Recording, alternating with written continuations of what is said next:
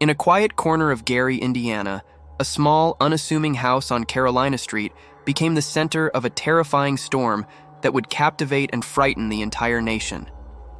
This isn't just a ghost story. It's a documented case that drew in police, child protective services, and even the clergy. It's known as the story of America's Demon House. The ordeal began subtly. In the dead of night, LaToya Ammons and her 3 children would hear footsteps creaking on the basement stairs.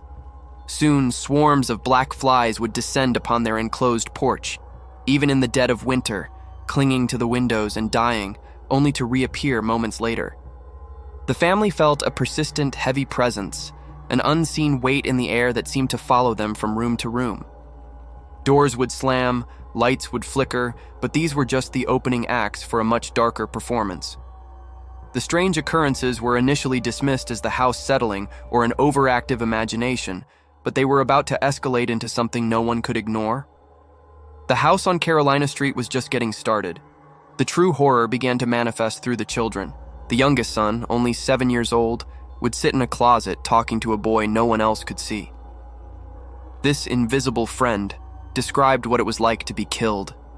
His eyes would bulge, and his voice would deepen unnaturally as he threatened his older brother. The 9-year-old daughter was seen levitating above her bed, unconscious, by a family friend who was staying the night.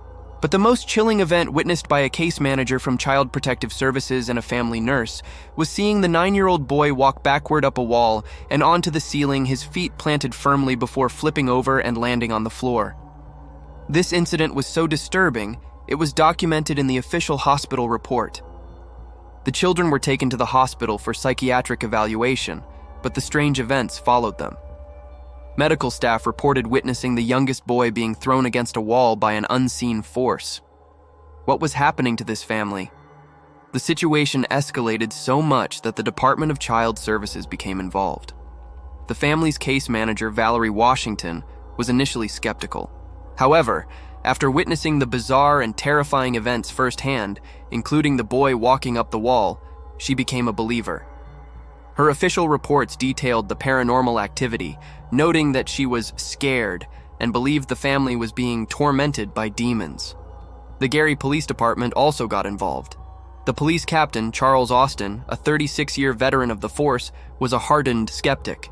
Yet, after visiting the home and experiencing inexplicable events himself, including malfunctioning audio recorders and strange, shadowy figures appearing in photographs, he filed official police reports confirming the paranormal claims.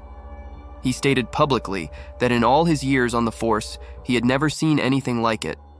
This wasn't just a family story anymore. It was an official record of something deeply unsettling. Desperate, LaToya Ammons turned to the Catholic Church. After a thorough investigation, the Diocese of Gary authorized a series of exorcisms on the house and on LaToya herself. A local priest, Father Michael Magano, conducted the rites. He described the house as feeling spiritually oppressed. During one of the exorcisms performed on LaToya in the presence of 2 police officers and a DCS caseworker, she reportedly convulsed, her eyes rolled back, and she spoke in growling voices. Father Magano claimed to have identified multiple demons by name. He performed a minor exorcism on the home, cleansing it with holy water and prayers. He believed the family's ordeal was a genuine case of demonic possession and oppression, a battle between good and evil playing out within the walls of this small Indiana home. The exorcisms seemed to provide some relief, but the house's dark reputation was already sealed. In 2014, the story caught the attention of paranormal investigator Zach Bagans, host of the show Ghost Adventures. He purchased the house, sight unseen, determined to document its paranormal activity. Bagans and his crew reported experiencing aggressive phenomena during their investigation, including feeling physically ill and being overcome with a sense of rage. Bagans claimed the house had a profoundly dark and dangerous energy, calling it the portal to hell. He became so convinced of the property's malevolent influence that he decided no one should ever live there again. In 2016, just 2 years after buying it, Zach Bagans had the house on Carolina Street demolished. He wanted to ensure that whatever entity resided there could never harm another family. Today, all that remains is an empty, overgrown lot. a silent testament to the terrifying events that once unfolded there. So what really happened in the Ammons House? To this day, the case remains one of the most polarizing in modern paranormal history. Skeptics argue it was a case of mass hysteria, a shared delusion, amplified by suggestion and financial desperation.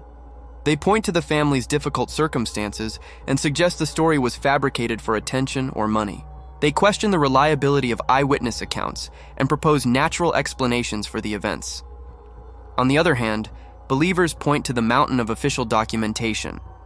We have reports from police, child services, and medical professionals who all witnessed events they could not explain. These weren't just family members. They were trained, objective observers.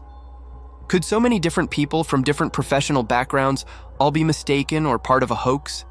The evidence is compelling on both sides. Was the house on Carolina Street a genuine portal to hell, a place of profound demonic activity? Or was it the scene of an elaborate hoax, a story spun from desperation and mental anguish?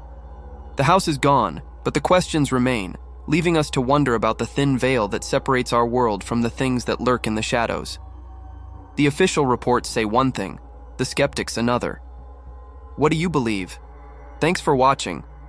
If you're fascinated by mysteries that blur the line between fact and fiction, don't forget to like this video and subscribe for more deep dives into real paranormal stories. Let us know your thoughts in the comments below. Stay curious and stay safe.